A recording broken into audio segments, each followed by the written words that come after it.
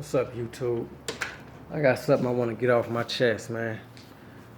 If you don't live in California, you planning on coming to California, do it at your own risk, unless you already got some shit popping.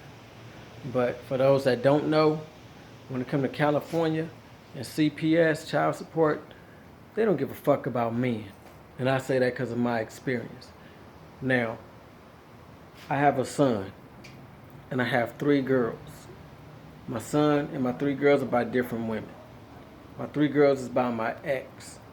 During the time we was together, she went to her mother house her brother house where her mother was staying in Modesto because she wanted to spend time with her family.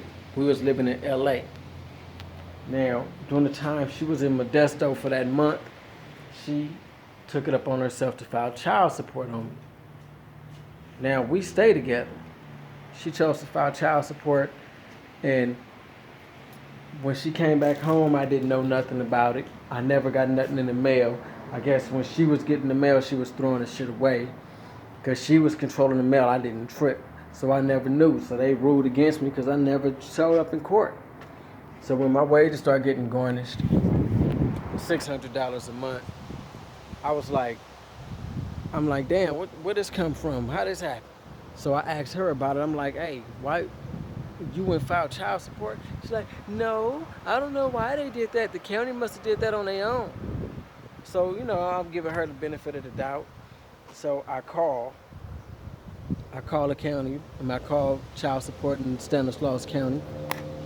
And I talked to the lady. She was nice, cool. She was a nice lady. And she told me, she said, well, we sent you the subpoena twice. You didn't respond, so we ruled against you. And I told her, I said, I never received it. I never checked the mail. And so I tell her, we live together. I'm not gonna say her name, but me and my ex, we live together. I take care of my kids. So the case was referred to LA.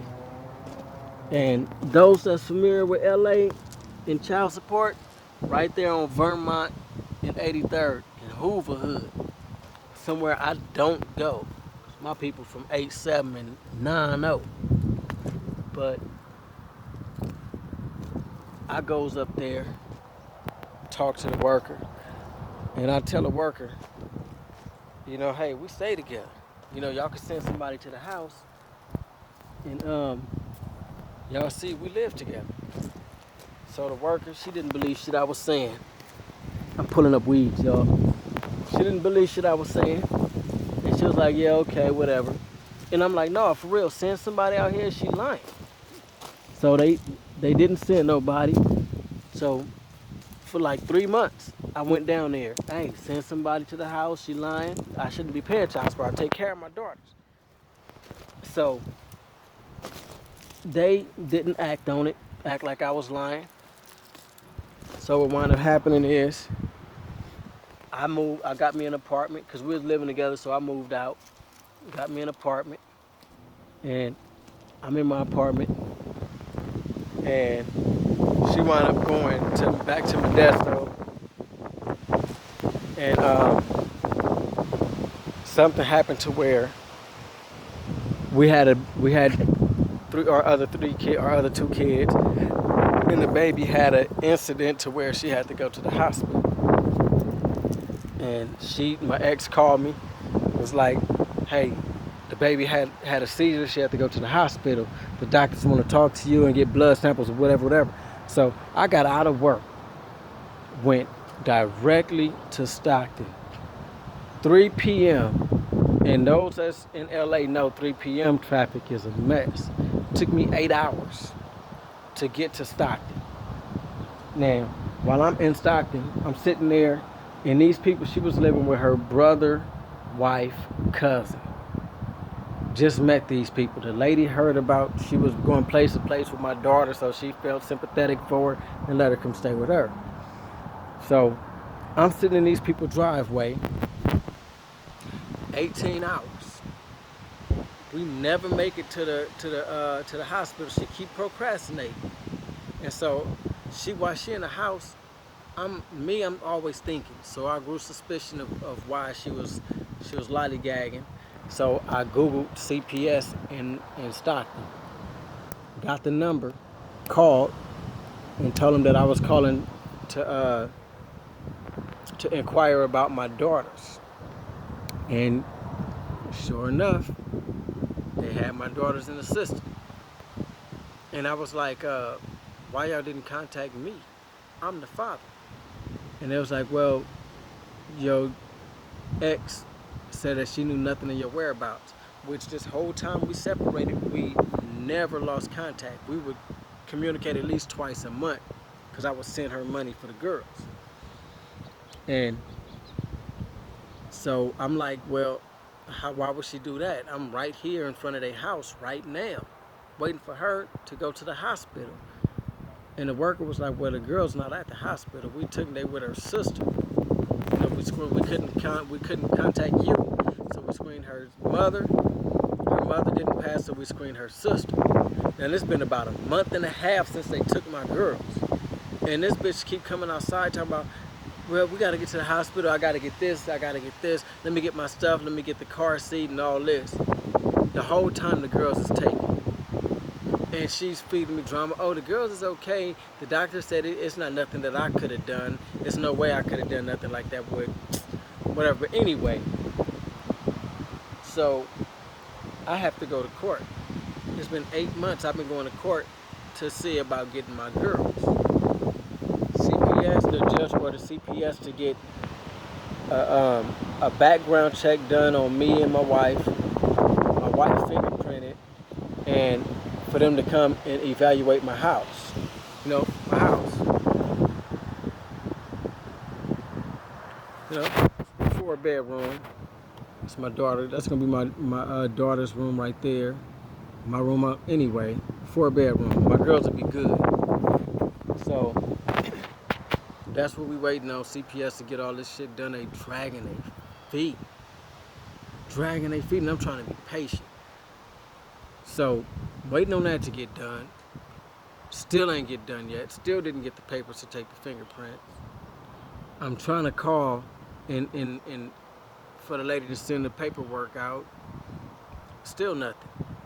But anyway, I get a paper in the mail saying that that CPS ordered a judgment for child support for me to pay the caretaker, which is my ex-sister. And I'm like, wait a minute, why I gotta pay child support when my ex don't have the kids? Why should I have to pay to her sister when it's her fault? She's the reason why I don't have my kids. She's the reason why the kids is in this mess. Why I gotta pay it?